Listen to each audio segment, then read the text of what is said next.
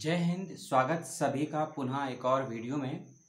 ये वीडियो उन सभी ऐसे विद्यार्थियों और शोधार्थियों के लिए होगा जो पीएचडी के लिए अप्लाई कर रहे हैं या कर चुके हैं या करने वाले हैं मध्य प्रदेश स्थित सेंट्रल यूनिवर्सिटी जिसका नाम है हरि सिंह गौड़ विश्वविद्यालय, जिसको हम आम भाषा में सागर विश्वविद्यालय भी बोलते हैं।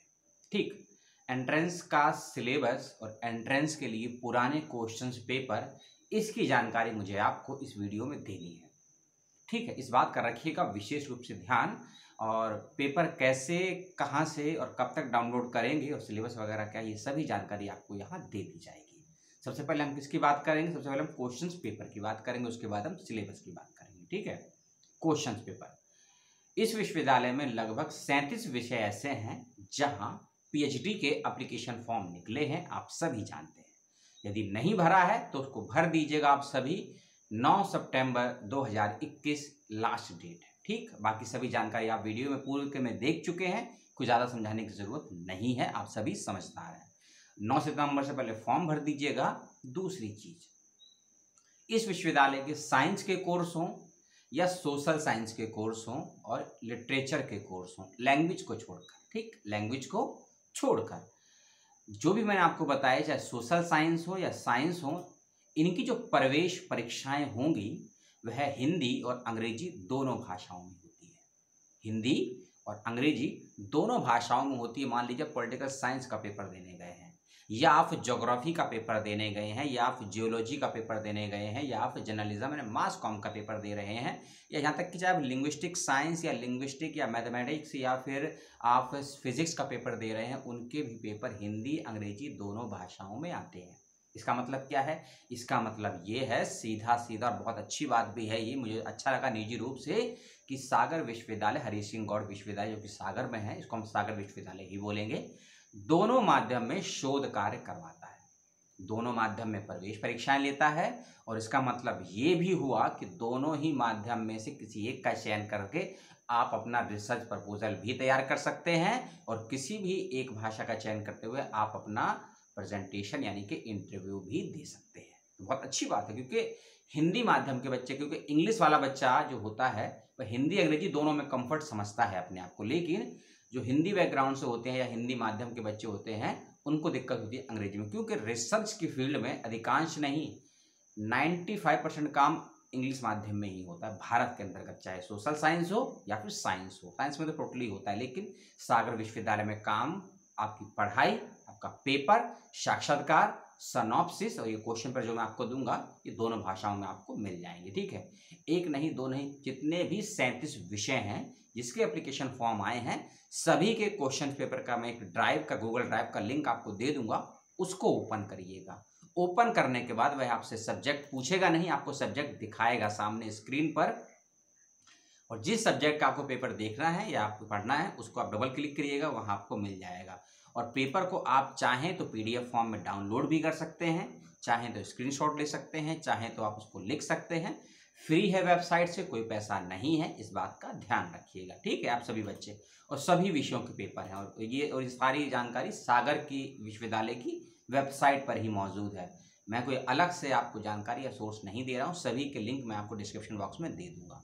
एक मेजर चीज, थोड़ा सिलेबस इसका उलझा हुआ है, तो सुलझाने के लिए बैठा हूं मैं, इसीलिए बनाया गया है ये वीडियो। 2 पेपर होंगे, पहला और दूसरा, आप सभी जानते हैं, लेकिन जो पहला पेपर है ना वो थोड़ा कंफ्यूज करने वाला है, क्योंकि हर सब्जेक्ट का, यानी कि जो इंडिविजुअल सब्जेक्ट है, सभी सब्जेक्ट का पेपर 1 का सिलेबस अलग अलग है। सभी पेपरों के पेपर 1 का पीएचडी का सिलेबस अलग अलग है, और जो सेकंड पेपर है वह आपका सब्जेक्ट का होगा, उस सब्जेक्ट का सिलेबस अलग अलग है यूनिवर्सिटी के अकॉर्डिंग। क्योंकि मान लीजिए आप हिस्ट्री से अप्लाई कर रहे हैं, ठीक है, आप, क्योंकि हिस्ट्री भी इसमें 2 टाइप्स की, आप सभी जानते हैं ना, कि हिस्ट्री के जो फॉर्म आए हैं उसके अंदर एक सब्जेक्ट है इसमें ancient Indian history, culture and archaeology, आप सभी जानते हैं, और एक सब्जेक्ट है इसमें हिस्ट्री। ठीक है, ये भी आपने देखा होगा, एक सब्जेक्ट का कोड है 401 और एक सब्जेक्ट का कोड है 418। तो 418 जो हिस्ट्री का पेपर है, और जो ancient Indian cultural archaeological history का है 401 का, इन सब के कोड अलग अलग है, सिलेबस भी अलग अलग होगा। और जब सिलेबस अलग अलग होगा, क्योंकि जो 401 नंबर वाला कोड है उसमें आपको एंशंट चीज़ें पढ़नी पड़ेंगी, आर्कोलॉजिकल चीज़ें पढ़नी पड़ेंगी, कल्चरल चीज़ें पढ़नी पड़ेंगी, रिलीजियस चीज़ें पढ़नी पड़ेंगी, और उसमें आपको सिविलाइज चीज़ें भी पढ़नी पड़ेगी, और आपको प्री हिस्ट्री के संबंध में भी जानना समझना होगा। इस बात को ध्यान से समझ लीजिए। और लेकिन जैसे आप हिस्ट्री पर आएंगे तो वहां आपको ये सब चीजें मिलेंगी, लेकिन गौण रूप में मिलेंगी, सेकेंडरी सोर्स में मिलेंगी, सेकेंडरी पॉइंट में मिलेगी, वहां आपको प्राइमरी चीज में नहीं मिलेंगी। ये एंशिएंट की चीजें, प्री की हिस्ट्री, आर्कोलॉजी की चीजें, कल्चरल की चीजें वहां नहीं मिलेंगी। जैसे ही आप हिस्ट्री में आएंगे, हिस्ट्री का सिलेबस आपका टोटली पलट जाएगा। वहां हिस्ट्री आपकी चालू होगी ancient, medieval, modern, post modern, वहां चाहिए। तो ऐसे सिलेबस को ध्यान से देख लीजिएगा। हम बात करेंगे सेकंड के बाद में, पहले की हम बाद में, पहले हम बात कर लेते हैं। देखिए किससे शुरुआत करते हैं, रिसर्च मैथोलॉजी। अब आप सोच रहे होंगे रिसर्च मैथोलॉजी तो कॉमन है, जी नहीं, इस विश्वविद्यालय में अलग है थोड़ी सी, ठीक है। रिसर्च मैथोलॉजी में किसी पेपर में आपसे रिसर्च एप्टीट्यूड पूछा जाएगा, उसी में हो सकता है आपसे टीचिंग एप्टीट्यूड पूछा जाए, हो सकता है आपसे पेडागोजी भी पूछा जाए, और डेफिनेशन सब्जेक्ट्स को लेकर भी पूछी जाए, ठीक है। और जैसे ही हम सब्जेक्ट में जाएंगे, क्योंकि मैं तो हिस्ट्री की, अगर हिस्ट्री की बात करूंगा मैं टोटली, तो कहेंगे कि मैं हिस्ट्री की बात कर रहा हूँ, हिंदी की बात क्यों नहीं कर रहा, इकोनॉमिक्स की, सभी की बात करना संभव नहीं है। लेकिन फिर भी समझिए, आपसे डीआई भी पूछा जाएगा, यानी कि डाटा इंटरप्रिटेशन जिसे बोलते हैं, कंप्यूटर्स भी पूछा जाएगा, आईसीटी, इंफॉर्मेशन कम्युनिकेशन टेक्नोलॉजी भी पूछी जाएगी, आपसे ज्योग्राफी यानी कि एनवायरमेंटल से संबंधित, ज्योग्राफी अलग है, एनवायरमेंटल अलग है, इससे संबंधित भी सवाल पूछे जाएंगे पहले पेपर में। और पीएचडी के आपने चाहे किसी भी विषय से भरा हो, ये मत समझिएगा कि हो सकता है कि ज्योग्राफी में पूछा हो एनवायरमेंटल साइंस, और ज्योग्राफी के अलावा ईवीएस में ना पूछा, क्योंकि सब्जेक्ट अलग है।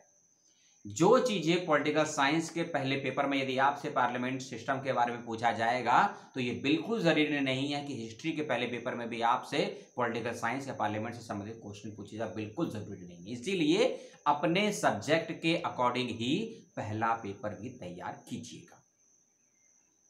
घबराने की जरूरत तो बिल्कुल नहीं है आपको। वीडियो बन रहा है आपकी समस्याओं के समाधान के लिए, सलूशन देने के लिए ही बन रहा है, अगर आप वीडियो देख रहे हैं यहां तक तो। और एक चीज, यदि आप कंप्यूटर के हैं तो भी मत, थोड़ा रिलैक्स मत होइएगा कि हम तो कंप्यूटर के सब कर लेंगे। कंप्यूटर को करना और कंप्यूटर पे जो कर रहे हैं उसको लिखना और उसको पढ़ना, ये तीनों अलग अलग चीजें हैं। जिस काम को हम करते हैं उसको हम उसी शैली में लिख सकें, ये बिल्कुल जरूरी नहीं है। और जिस काम को हम जिस शैली में लिखते हैं उसको उसी शैली में प्रेजेंट कर पाए, ये तो बिल्कुल जरूरी नहीं है। तो ये तीनों चीजें अलग हैं, काम करना, लिखना और पढ़ना। इस चीज को ध्यान से समझ लीजिए।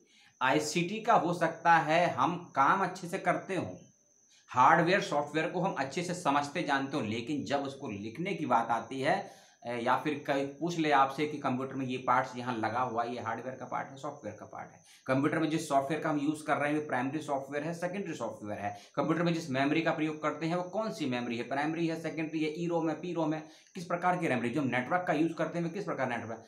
तो चीजों को जानना और चीजों पर काम करना अलग चीजें हैं, ठीक। ये सभी सवाल जवाब के क्वेश्चंस आपको पहले पेपर में मिलेंगे। इसके अलावा यदि आप सोशल साइंस की फील्ड के हैं, खासकर आप एजुकेशन फील्ड के हैं, सोशल वर्क की फील्ड के हैं, सोशियोलॉजी की फील्ड के हैं, और आप प्रशासनिक एडमिनिस्ट्रेशन की फील्ड के हैं, जिसको हम पब्लिक एड बोलते हैं, यदि इस फील्ड के हैं तो इस फील्ड में आपको यूपीएससी स्तर के क्वेश्चन मिलेंगे पेपर 1 में।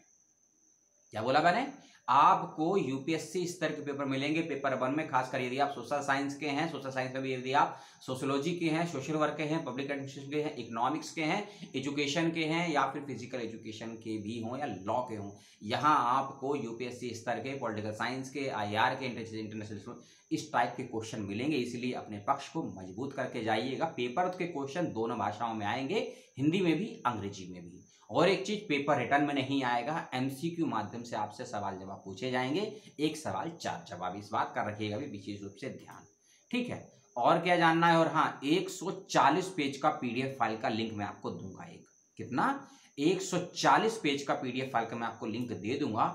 उसके अंदर डिटेल में समझाया गया है आपके सब्जेक्ट स्पेसिफाई किस किस एरिया से किस किस पॉइंट्स को लेकर सवाल पूछे जाएंगे। यदि आप डेवलपमेंट, ह्यूमन रिसोर्स डेवलपमेंट में भर रहे हैं तो उसमें किस सिलेबस से नंबर ऑफ क्वेश्चंस कितने पूछे जाएंगे, ये भी दिया गया है सिलेबस में कि किस एरिया से और किस यूनिट से नंबर ऑफ क्वेश्चंस कितने पूछे जा सकते हैं कुछ कुछ पाठ्यक्रमों में। इस बात का ध्यान रखिएगा, ठीक है। आपसे चाहे डाटा साइंस पूछे या नेटवर्किंग पूछे, आपसे रिलेशन पूछे, ओएस पूछे, प्रोग्रामिंग पूछे, C++ लैंग्वेज पूछे, कंप्यूटर एनालिटिकल टूल से नेटवर्किंग के बारे में पूछे, ये सभी मैंने बताया सब्जेक्ट के अकॉर्डिंग अलग अलग दिया गया है सिलेबस की डिटेल में, ठीक है। और साइंस वाला तो और उलझा हुआ है, उसकी बात तो मैं ज़्यादा नहीं करूँगा, साइंस की समझ उतनी कम है मुझे, जियोलॉजी और जियोलॉजी का फ़र्क तक नहीं समझता हूँ मैं, कि एक ज़मीन के नीचे के ज्योग्राफी का अध्ययन करता है और एक जीव जंतुओं का अध्ययन करता है, मुझे इस बारीक अंतर को नहीं पता है, तो मैं उसकी बात आपसे ज़्यादा नहीं कर पाऊँगा। लेकिन यही बोलूँगा कि जो बच्चे ज्योग्राफी के हैं ना, वो अपने आप को पर्यावरण के अनुसार तैयार मत कीजिएगा, और जो बच्चे बॉटनी के हैं ना, वो अपने आप को बायोलॉजी के अनुसार तैयार मत कीजिएगा, और जो बच्चे इंग्लिश लिटरेचर के हैं वे अपने आप को हिंदी लिटरेचर के अनुसार तैयार मत कीजिएगा।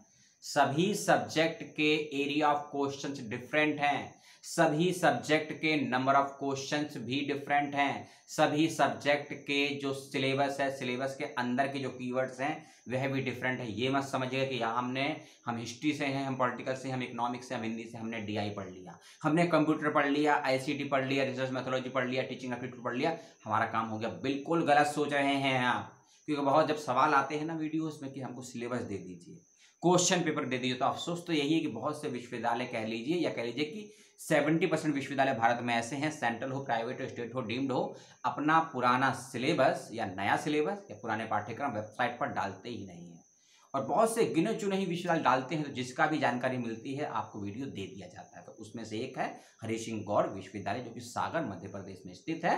नहीं भरा है फॉर्म तो भर दीजिए, पुराने पेपरों का PDF फाइल का गूगल ड्राइव का लिंक, और जो नया सिलेबस, क्योंकि ये सिलेबस पे डेट लिखी हुई है अगस्त के महीने में, इसको वैसे पुराना ही है लेकिन हस्ताक्षर करके अपलोड किया गया तो उसको नया ही मानेंगे, 12 से लेकर, क्योंकि सभी सब्जेक्ट पे अलग अलग सिग्नेचर है, फिर इसको फोटो खींचा गया, मर्ज कर दिया गया, तो अगस्त के महीने में ये डाला गया है वेबसाइट पर, पिछले महीने में, ठीक है।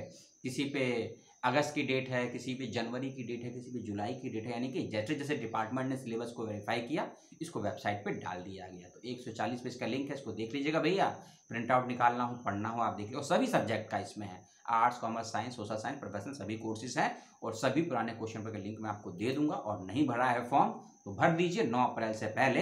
हरीश सिंह गौर विश्वविद्यालय सागर में किस कोर्स में कितनी सीटें हैं, सारी जानकारी वेबसाइट प्रोस्पेक्टर में, उसको देख लीजिएगा। आपने मेरी बकवास को, मेरी बातों को सुना, समझा कितना, ये तो आपका रिप्लाई मुझे बताएगा। और मेरे से कुछ सवाल हो, कुछ जिज्ञासा हो, मेरे लिए कुछ सुझाव हो तो कमेंट बॉक्स में छोड़ दीजिएगा। अपना नंबर छोड़ना चाहें तो नंबर छोड़ दीजिएगा, नंबर क्यों दिया है उसका कारण लिख दीजिएगा कि आप मुझसे क्या पूछना चाहते हैं फ़ोन के माध्यम से। इस बात का ध्यान रखिएगा। वीडियो को लाइक करना हो तो लाइक करें, शेयर करना हो तो शेयर करें, सब्सक्राइब करना हो चैनल को सब्सक्राइब करें, आपको जो ठीक लगे वो करें। लेकिन हाँ, नेक्स्ट वीडियो का वेट ज़रूर करिएगा, ठीक है। मिलता हूँ आपसे। जय हिंद, जय भारत, सलाम, टेक केयर।